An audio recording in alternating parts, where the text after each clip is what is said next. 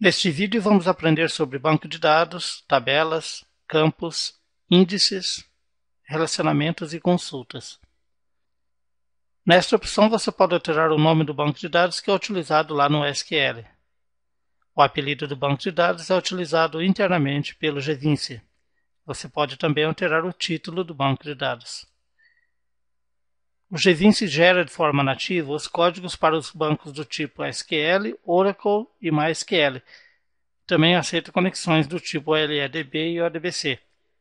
A opção Permitir adaptação, supomos que você crie uma tabela com 10 campos e futuramente você pretenda alterar as propriedades desses campos ou pretenda remover algum campo ou incluir outros campos, você pode permitir que o gVinci faça uma adaptação entre o banco antigo e o banco novo.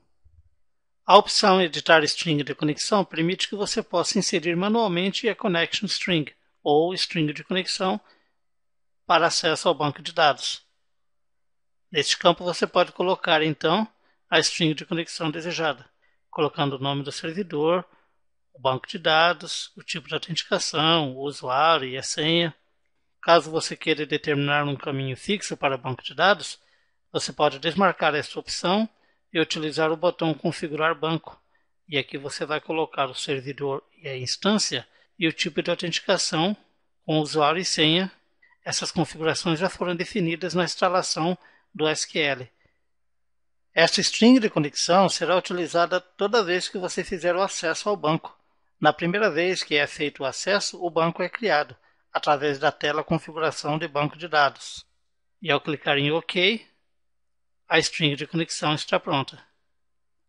Aqui em descrição você coloca a descrição sobre o banco de dados. Caso haja vários bancos, você pode definir um banco que seja o principal para ter prioridades em pesquisas.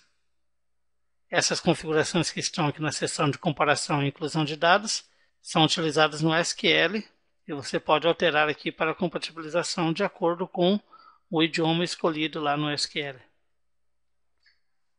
Agora vamos ver como se faz para criar tabelas no gVinci. Selecionamos tabelas e com o botão adicionar, aqui nós definimos o nome da tabela, em seguida o apelido da tabela que será utilizado inteiramente pelo gVinci. Você pode alterar o título da tabela também, que será colocado aqui quando a página de dados for gerada, e o provider de acesso à tabela. Caso a tabela tenha somente um registro e vá determinar parâmetros para outras tabelas, por exemplo, uma tabela do tipo de moeda, você pode escolher esta opção Tipo Parâmetros. Se a tabela servir de lançamento para outras tabelas, você pode determinar aqui o campo que será utilizado para esse lançamento.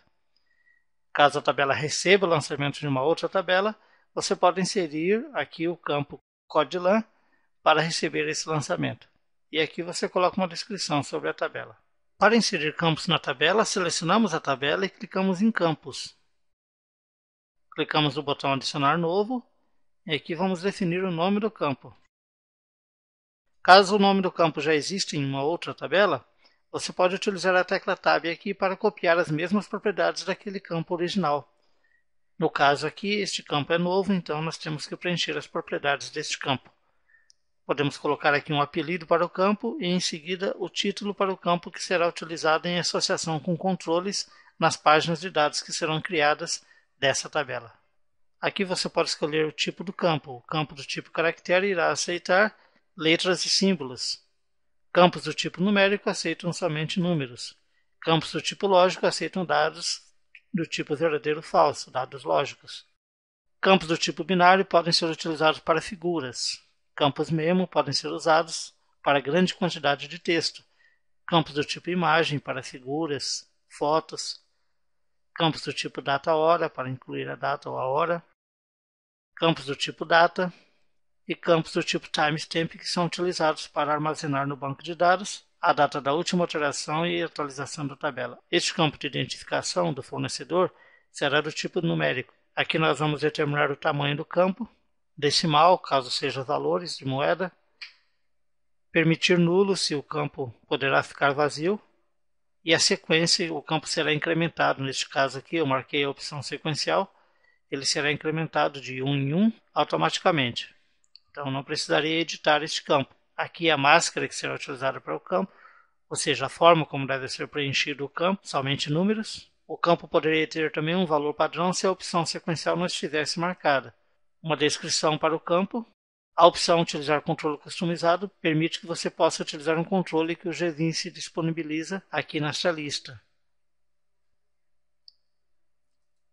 A opção customizar controle de apresentação permite que você mesmo possa escolher um tipo de controle que será associado ao campo quando a página for criada. E após escolher o controle aqui, você pode também definir as propriedades deste controle. Vamos criar um outro campo para a tabela fornecedores. Quantos caracteres? Uma máscara aqui colocando caracteres maiúsculos.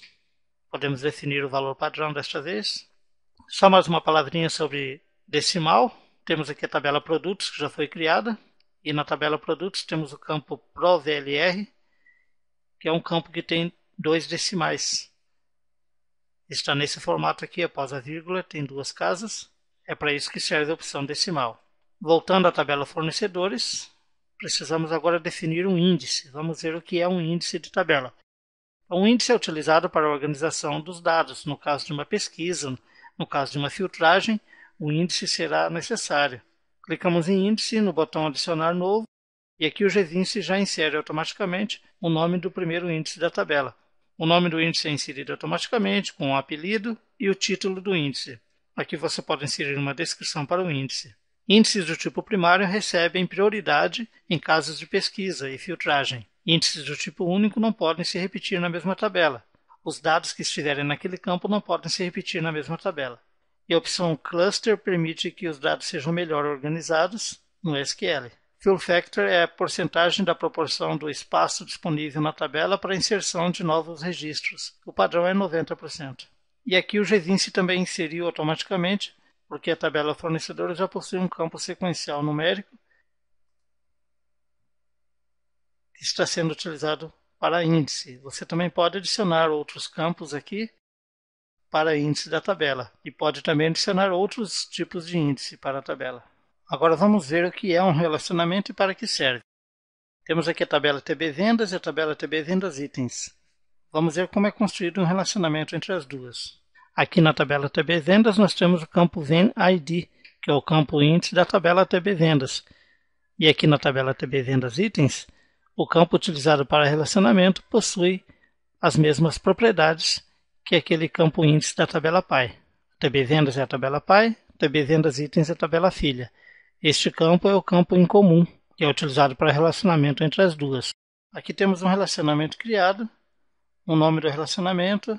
Aqui nós inserimos a tabela estrangeira, neste caso a tabela filha, que é a tabela TB Vendas Itens. E aqui a chave estrangeira, FK significa chave estrangeira, TB Vendas. O título do relacionamento. O GVince possui 2 tipos de relacionamento, o relacionamento de 1 para 1 e o relacionamento de 1 para N. O relacionamento do tipo de 1 para 1 não realiza a deleção dos filhos, e o relacionamento de 1 para N realiza a deleção de todos os filhos. Neste caso de vendas com vendas itens, vamos utilizar o relacionamento de 1 para N, ou seja, se o usuário deletar os registros da tabela vendas, todos os registros da tabela vendas itens serão deletados automaticamente. Este relacionamento deve ser criado na tabela pai, que neste caso é a tabela vendas. Agora vamos criar um relacionamento de 1 para 1 entre a tabela clientes e a tabela vendas. Utilizamos a relação 1 para 1, pois queremos forçar que não seja deletado nenhum cliente caso exista uma venda vinculada a esse cliente. Caso haja necessidade de apagar o cliente, o usuário terá que apagar antes todas as vendas para realizar essa deleção. O relacionamento 1 para 1 deverá ser criado na tabela vendas, que será a tabela filha da tabela clientes. Vamos precisar aqui na tabela vendas de um campo que corresponde ao campo índice da tabela clientes. No caso aqui o CLI-ID. Com a tecla Insert inserimos um novo campo. Digitamos os primeiros caracteres. E aqui pressionamos a tecla Tab para que as mesmas propriedades daquele outro campo sejam preenchidas aqui. Este será o campo utilizado para o relacionamento. Vamos inserir o relacionamento com a tecla Insert. A tabela estrangeira será a tabela Clientes.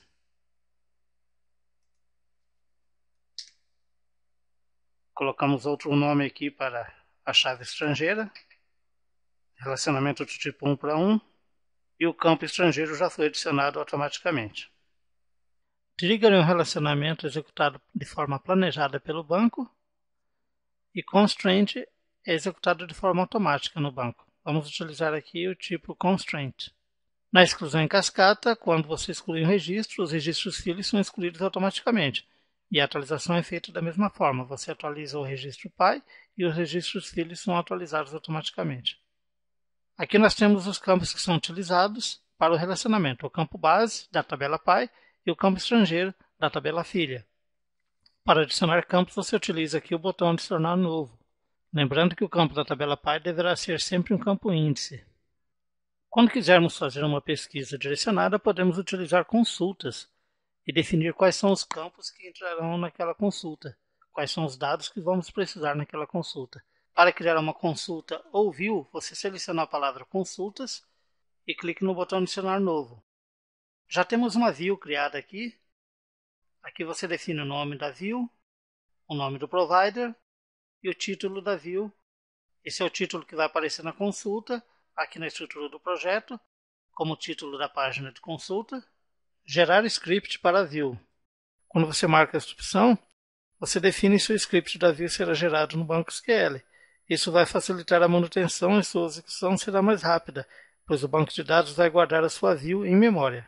Se você não marcar esta opção, então a view será montada diretamente em sua aplicação, mas a sua velocidade de execução será bem mais lenta e você não terá a possibilidade de alterar sem atualizar novamente sua aplicação no servidor. A view é uma tabela virtual gerada a partir de um select que seleciona campos específicos de uma ou mais tabelas. O script da view será exibido aqui neste campo, View Script, e você pode utilizar o construtor para construir a sua view, selecionando a tabela e os campos que você deseja que apareçam na view. Você também pode ordenar a exibição da sua view e o agrupamento dos dados em campos. E você pode fazer consultas mais avançadas através da aba Ligações e Seleções. Nós veremos um vídeo especificamente sobre construtor de consulta e então teremos mais detalhes sobre essas configurações. Aqui está o script gerado pela view e neste campo de descrição você pode colocar uma descrição sobre a consulta.